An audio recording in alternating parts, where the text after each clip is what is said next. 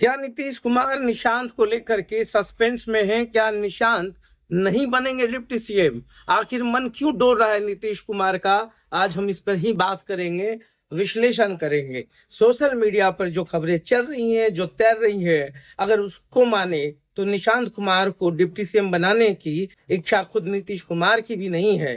नीतीश कुमार भी नहीं चाहते हैं कि निशांत कुमार को डायरेक्ट राजनीति में एक बड़े पद के साथ लॉन्च किया जाए।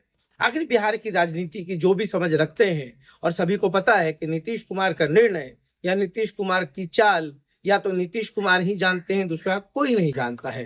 क्योंकि नीतीश कुमार बिहार की राजनीति में एक बड़े चाणक्य के रूप में स्थापित है, और सभी कोई जानता है कि जब नीतीश कुमार कोई फैसला लेते हैं तो फिर उसी समय निर्णय भी कर देते हैं।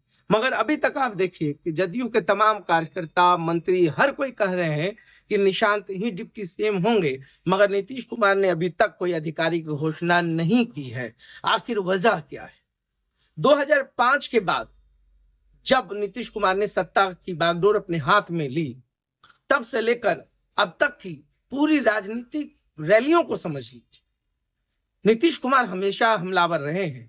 दो चीजों पर उन्होंने कॉम्प्रोमाइज नहीं किया, या तो आप जीरो टॉलरेंस की बात करें या परिवारवाद की बात करें। नीतीश कुमार के हर भाषण में लालू यादव एंड फैमिली सबसे बड़े एजेंडा के रूप में रहा है। और सिर्फ नीतीश कुमार ही क्यों, प्रधानमंत्री मोदी भी जब भी आए हैं, अमित शाह भी जब भी आए हैं, उन्होंने हमेशा परिवारवाद को लेकर के लालू एंड फैमिली को घेरने की कोशिश की। नीतीश कुमार शुरू से इसके खिलाफ में रहे हैं कि उनके घर का कोई भी व्यक्ति राजनीति में ना आए। विरासत संभालने की बात एक अलग है, मगर यहाँ विचारधारा की लड़ाई है। नीतीश कुमार की जो फिलॉसफी है, जो विचार है, उसमें नीतीश कुमार काफी एग्रेसिव भी रहे हैं, काफी अड़ियल भी रहे हैं। उनकी जिद रही है कि कम से कम ये परिवारवाद का ठप्पा उनके ऊपर ना लगे। ऑफेंस और डिफेंस दोनों को समझने की कोशिश कीजिए। अभी अगर नीतीश कुमार डिप्टी सीएम बनाते हैं तो फिर उस खांचे से उठकर उनको दूसरे खांचे में जाना होगा जहां पर सब परिवारवाद के घेरे में है। नीतीश कुमार वाहिद है जिन्होंने अब तक खुल करके कभी परिवारवाद का समर्थन नहीं किया है। तो निशांत को लेकर के यह एक वजह है, मगर दूसरी तरफ नीतीश कुमार के लिए जदयू को बचाना भी एक बहुत बड़ी चुनौती है। नीतीश कुमार तो चले दिल्ली, अब सीएम नीतीश कुमार राज्यसभा के सदस्य होंगे। स्वाभाविक सी बात है, सीएम पद उनको छोड़ना पड़ेगा। अगर सीएम पद छोड़ते हैं तो सत्ता का हस्तांतरण जो है बीजेपी की ओर जाएगी। अब बीजेपी का कौन मुख्यमंत्री होगा, उस पर भी नीतीश कुमार की अपनी शर्तें हैं। नीतीश कुमार के बगैर तो कम से कम बिहार में सीएम चेहरा फाइनल बीजेपी भी अकेले अपने दम पर नहीं कर सकती है। ऐसे में रजामंदी नीतीश कुमार का होना भी जरूरी है। तो इन तमाम चीजों को अगर समझें तो नीतीश कुमार के लिए जदयू बचाना सबसे इंपॉर्टेंट है।